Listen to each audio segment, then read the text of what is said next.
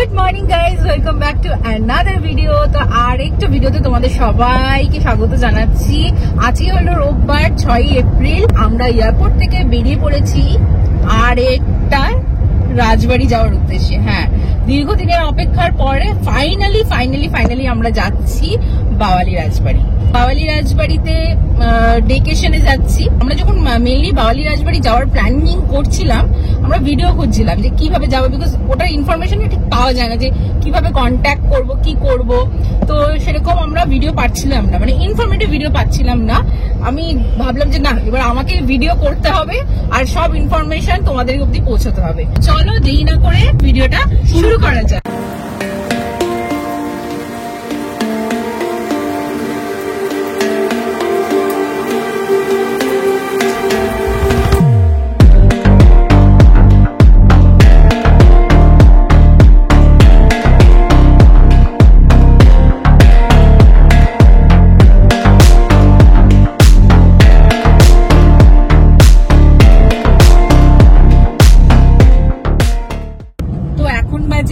সকাল 9টার সময় আমি, রূপম, পেছনে আমার বোন, তিনজনে বেরিয়ে পড়েছি। তো এখান থেকে মোটামুটি 2 ঘন্টার রাস্তা। এয়ারপোর্ট থেকে যদি তোমরা যাচ্ছ 2 ঘন্টার রাস্তা। আমরা ঠিক রাস্তা সত্যি কথা বলতে চিনি না, জিপিএস এর সাহায্য নিচ্ছি।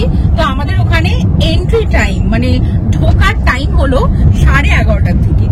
সকাল থেকে যাওয়া, লাঞ্চ করা আর একটু রাজবাড়িটা ঘুরে দেখবো, এটাই হচ্ছে আমাদের ডেকেশন, আজকের উদ্দেশ্য। তো চলো, যত ভিডিওটা এগোবে আস্তে আস্তে তোমাদেরকে সব ইনফরমেশন দিচ্ছি। এবার চলো তোমাদের বলি জায়গাটা কোথায় আছে আর তোমরা কিভাবে পৌঁছাবে। জায়গাটা হলো বজবজে। যদি তোমরা আমাদের মতন বাই রোড মানে বাই কার যাচ্ছ তাহলে তো কোনো অসুবিধাই নেই, জিপিএস এর সাহায্য নিয়ে যেতে হবে। এছাড়া যদি তোমরা ট্রেনে করে যেতে চাও তাহলে নিয়ারেস্ট স্টেশন হলো বজবজ স্টেশন। বজবজ স্টেশন থেকে মাত্র 30 মিনিট পড়বে তোমাদের বাওয়ালি রাজবাড়ি।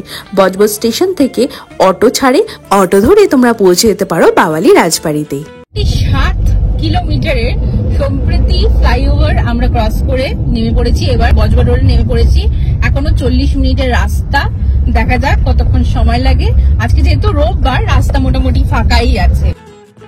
বাওয়ালি রাজবাড়ির নিয়ারেস্ট ল্যান্ডমার্ক হলো এই যে তোমরা বাওয়ালি হাই স্কুলটা দেখতে পাচ্ছ, এটা ছাড়লেই কিছুটা দূর এগোলে তোমরা আরেকটা ল্যান্ডমার্ক পেয়ে যাবে, সেটা হলো এই শিব মন্দিরটা। শিব মন্দিরটার গা দিয়ে গেলেই তোমাদের বাঁ হাতে পড়বে বাওয়ালি রাজবাড়ি।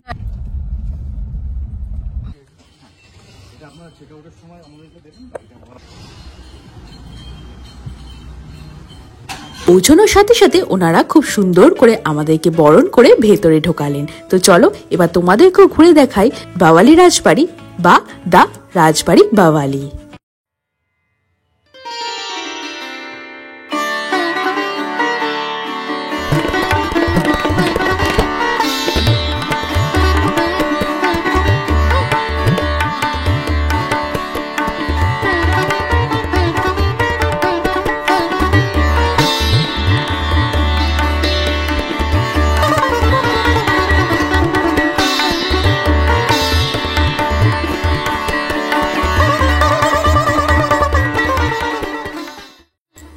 ভেতরে যাওয়ার সাথে সাথে আমাদেরকে ওয়েলকাম ড্রিঙ্কস দেওয়া হলো আর বলে দেওয়া হলো যে আজকে দুপুরে লাঞ্চের আয়োজন করা হয়েছে পিয়ানো রুমে।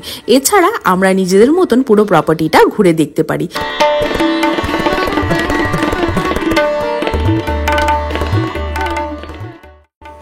এবার চলো তোমাদের বলে দিই তোমরা বুকিং কিভাবে করবে। স্ক্রিনে দেওয়া যে নাম্বারটা দেখতে পাচ্ছ ওখানে কন্ট্যাক্ট করলে তোমরা বুকিং করতে পারবে। এটা কিন্তু সম্পূর্ণ প্রি বুকিংয়ে, মানে আসার আগে কিন্তু তোমাদের বুক করে আসতে হবে।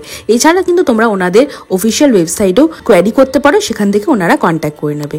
5 বছরের নিচের বাচ্চাদের কোনো টাকা লাগবে না, কিন্তু এছাড়া 7 থেকে 12 বছর যারা আছে তাদের কিন্তু হাফ টাকা লাগবে, আবার 12 বছরের উপরে কিন্তু ফুল টাকা লাগবে। লাঞ্চের জন্য এখানে 2টো স্লট আছে, একটা হলো 12:45 থেকে 1:45 আর আরেকটা হলো 2 থেকে 3টে। এছাড়া 4টে থেকে হাইটিও আছে, সেটার জন্য কিন্তু তোমাদের এক্সট্রা 1000 টাকা পে করতে হবে। পুকুরটা রূপম মাছ দেখছে এসে, আমার মোবাইল না পড়ে গেল। হ্যাঁ, মাছ আছে পুকুরটাতে। আজকে ওয়েদারটা যেহেতু গরম আছে, বাট প্লেজেন্ট ওয়েদার বলে আমাদের বেশ ভালো লাগছে। স্পেসটা তো তোমাদের ঘুরে দেখিয়ে দিচ্ছি। এবার চলো গিয়ে দেখি পিয়ানো রুম, যেখানে আমাদের আজকে খাওয়া দাওয়ার আয়োজন আছে দুপুরবেলায়।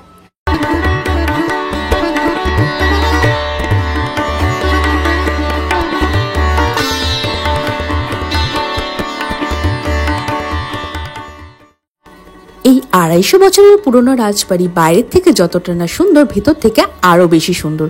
ভেতরে গিয়ে আমরা দেখলাম নানান রকমের অ্যান্টিক্স। ও হ্যাঁ, তোমাদের তো বলতে ভুলেই গেলাম, এখানে যদি চাও তোমরা নাইট স্টেও করতে পারো। এখানে নানান রকমের রুম অ্যাভেলেবেল আছে। রুমের স্টার্টিং প্রাইস হলো 7,000, যেটা যাচ্ছে 22,000 টাকা পর্যন্ত। এছাড়া কিন্তু এখানে প্রি ওয়েডিং শ্যুট, বিয়ে আর অন্যান্য প্রোগ্রামও হয়, সেটার জন্য কিন্তু এটা আলাদাভাবে বুক করতে হয়। তো চলো, আমাদের তো ঠাকুর দালান ঘুরে দেখা হয়ে গেল, এবার চলো তোমাদের দেখাই রাজবাড়ির জেলখানা।